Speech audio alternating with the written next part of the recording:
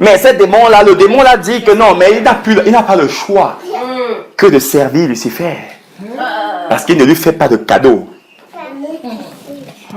Alléluia. S'il ne fait pas ce qu'il demande, c'est la torture. Et la torture. Ça nous a marqué, ça.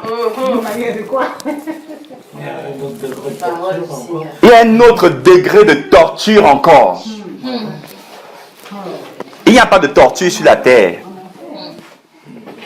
Ce qu'on voit sur la terre là, ce n'est pas de la torture, mes amis. Si le Père nous fait grâce, moi je n'ai jamais vu cela. Mais le jour, il va faire grâce à l'un de nous ici, de voir la torture qu'une âme, qu'une personne subit en enfer. Je crois que la personne là, elle sera plus sainte que tous les hommes sur la terre. La peur.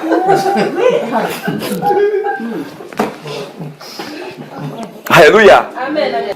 La torture qui est en enfer là, il n'y a que le Père pour nous expliquer ça.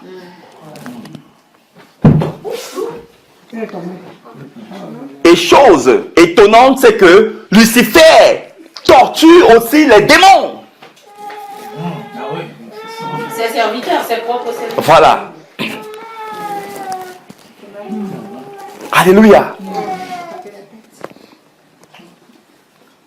Donc, moi le premier, nous tous ici, mes amis, jour et nuit, à chaque fois où nous allons commencer à réfléchir même sur une situation de notre vie, à chaque fois où nous ferons face à quelque chose qui nous inquiète, à chaque fois où nous serons même découragés, à chaque fois où nous serons même attristés, quelle que soit la chose, sachant que nous sommes au temps du retour de Jésus.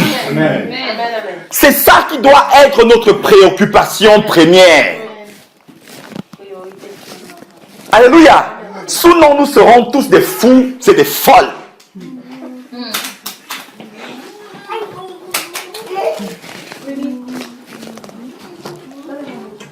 La Bible dit que la prédication de l'évangile, nous dit Paul, est une folie. Pour qui? Pour tous ceux et celles qui sont encore aveuglés par le Dieu Lucifer de ce monde.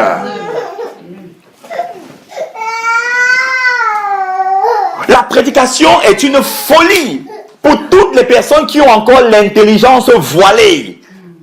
Ça veut dire que moi, nous enfants de Dieu, si ce truc-là n'est pas gravé dans notre esprit, en permanence, pas pour 1 heure par jour, en permanence, nous sommes fous. Nous sommes folles. En d'autres termes, nous ne sommes pas enfants de Dieu. C'est comme quelqu'un qui conduit, qui, n'est-ce pas, est dans son véhicule, et il sait qu'il y a un gros trou devant là. Il le sait bien, mais il fonce pour aller entrer dans le trou. Pourtant, il sait qu'il doit éviter ce trou-là. Et ne pas avoir conscience du temps dans lequel nous sommes dans ce monde. La Bible nous dit que le monde est dans les ténèbres comme ça n'a jamais été. Les ténèbres qui envahissent le monde actuellement ont atteint, n'est-ce pas, son paroxysme, c'est-à-dire son niveau le plus élevé, son dernier niveau. Mais jusque-là, le Père nous fait confiance. Amen. Alléluia. Et le frère disait quelque chose dimanche dernier qui m'a encore frappé. La Bible dit que le monde entier est sous la puissance du malin. Donc, celui qui a le pouvoir dans le monde, c'est Satan.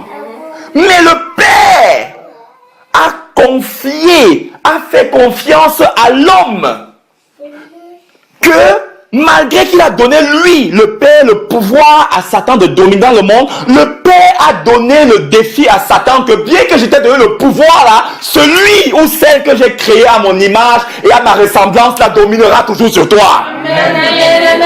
Ah, c'est merveilleux. Ça a réjoui mon cœur dimanche dernier. Alléluia. Ça veut dire que le Père a foi en nous.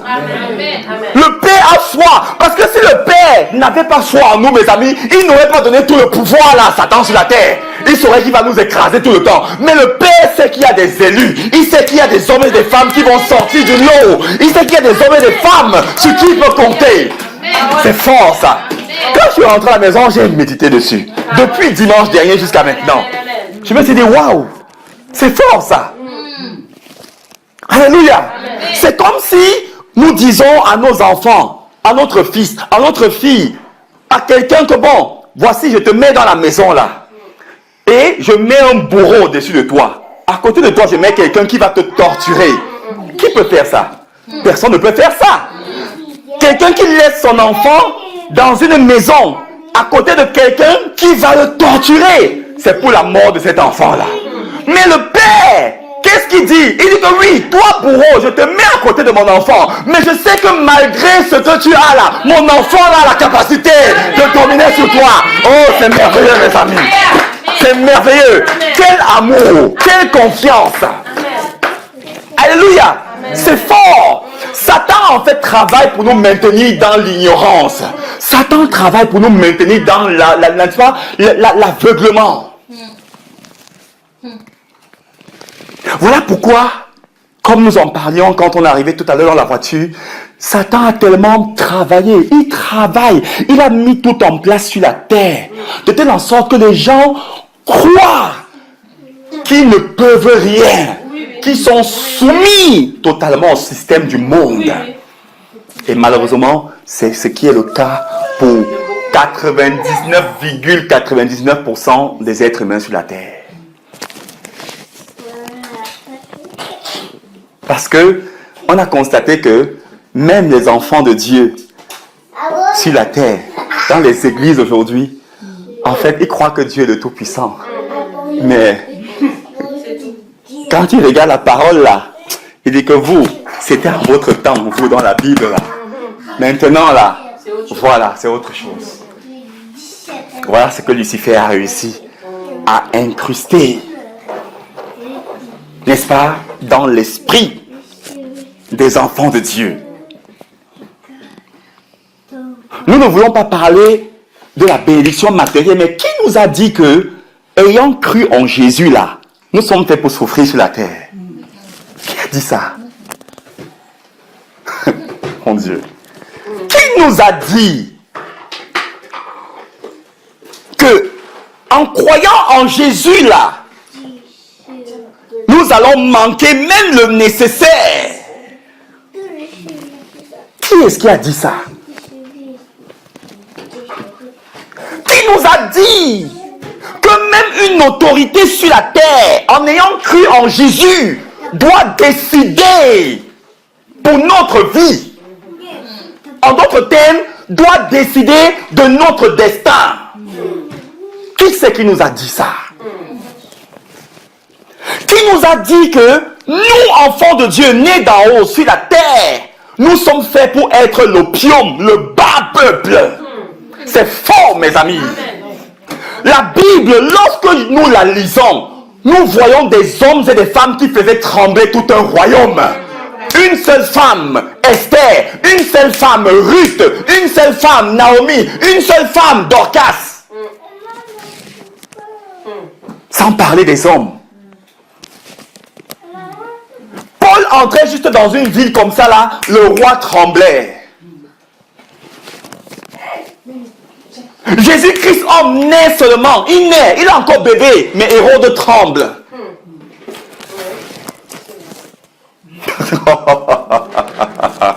Ah, mes amis, soyons conscients et conscientes de ce que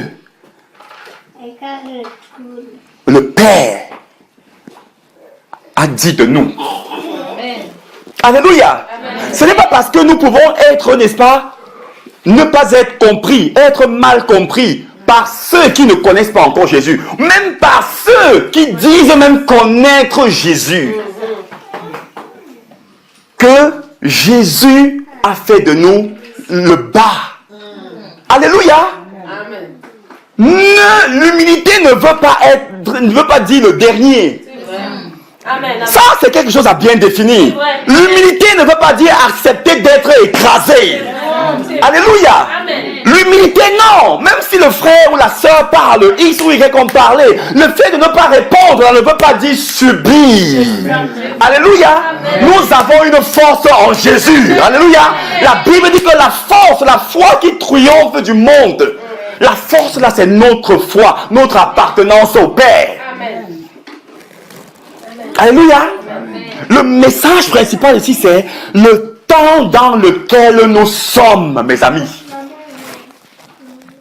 Il y a encore un mois, on ne voyait personne avec des parapluies, mais si nous allons en ville, nous allons voir les gens avec des parapluies. Pourquoi? Parce qu'ils savent qu'il pleut. Oui, le temps a changé. Le temps a changé. Alléluia.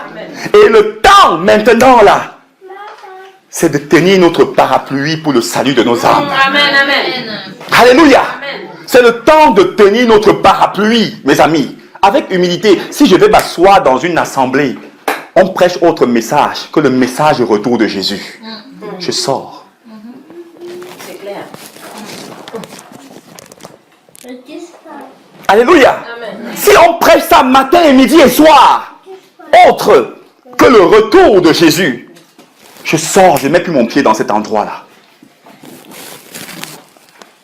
Oui, il peut y avoir dans la semaine des sessions d'enseignement sur l'amour, sur l'obéissance de Dieu. C'est bien.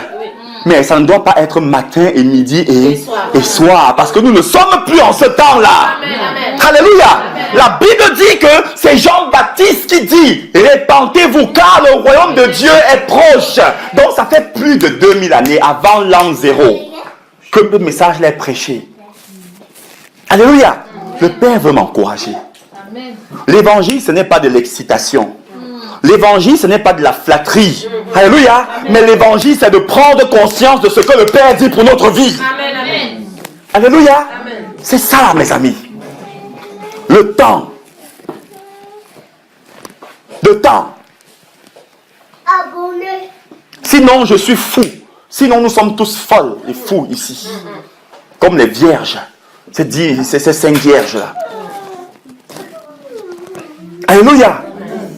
Nous ne sommes pas faits, mes amis, pour souffrir. Nous ne sommes pas faits pour souffrir. Alléluia. Quand nous parlons de souffrir ici, ce n'est pas la souffrance matérielle. Alléluia. Non. Nous sommes faits pour demeurer dans la joie. Il y a des choses auxquelles nous allons faire face, nous serons attristés à l'instant. Mais la tristesse ne doit pas demeurer en nous. Amen. Amen. Alléluia. Amen. Parce que avant tout, nous sommes des humains comme tout le monde. C'est logique et normal qu'il, face à une situation, on ressente, n'est-ce pas, de la tristesse, une déception. Mais ça ne doit pas demeurer en nous. Alléluia. On va la ressentir, oui. Mais nous devons travailler que cela quitte. Alléluia. C'est pour nous encourager, mes amis. Nous... Ah, Jésus. Alléluia. C'est la vérité. Si nous entrons dans la réalité du Père, mes amis, nous allons voir des choses autrement.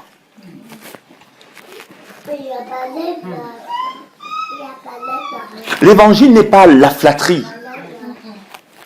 Parce que c'est de la flatterie, parce que la réalité va nous rattraper tout de suite. Alléluia. L'évangile, en fait, se vit. Ça se vit.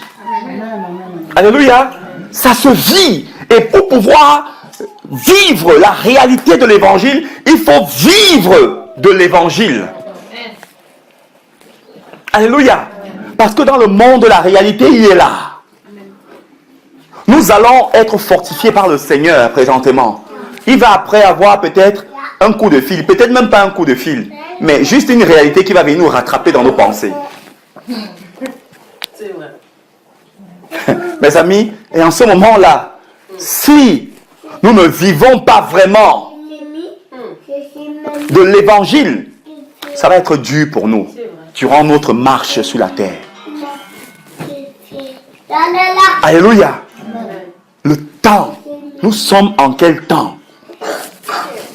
La grâce tend à sa fin. Je suis même tenté à dire que la grâce a déjà tendu à sa fin là. En fait, ce n'est que les derniers rescapés que le Père est en train... C'est-à-dire, c'est comme un bateau qui a chaviré et les sauveteurs sont arrivés. On lance les derniers, n'est-ce pas, les derniers panneaux de sauvetage là dans la mer afin que ceux qui ont encore la force de remonter en surface puissent attraper.